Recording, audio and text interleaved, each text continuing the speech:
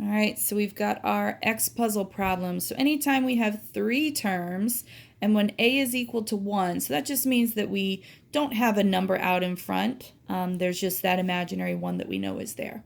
We can use an X puzzle to help us figure out what those factors are.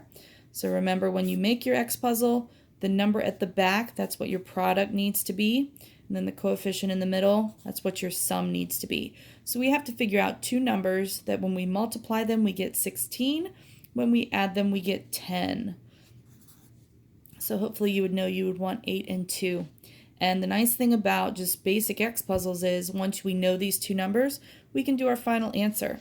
So we're going to do x plus 8 and x plus 2, and we are done. Okay.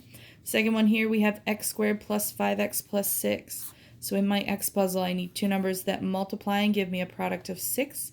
And those same two numbers have to add together and give me a sum of 5. So we would want, in this case, 2 and 3.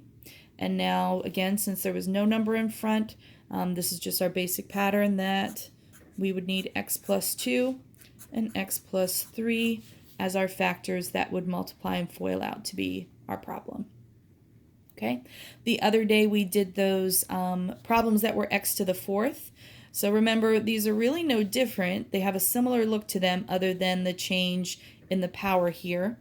But we're going to follow the same pattern. We want, in this case, two numbers that multiply to be 15 and add to be negative 8. So we would want negative 3 and negative 5. All right, so just be careful with your signs when you do these. That'll sometimes throw you off. Because it's x to the 4th, the only thing that changes is I'm going to do these as x squared and x squared instead of just x and x like the previous problems. And my two numbers that I have, I'm just going to input those in here. So x squared minus 3 and x squared minus 5. All right, you should remember these from Algebra 1.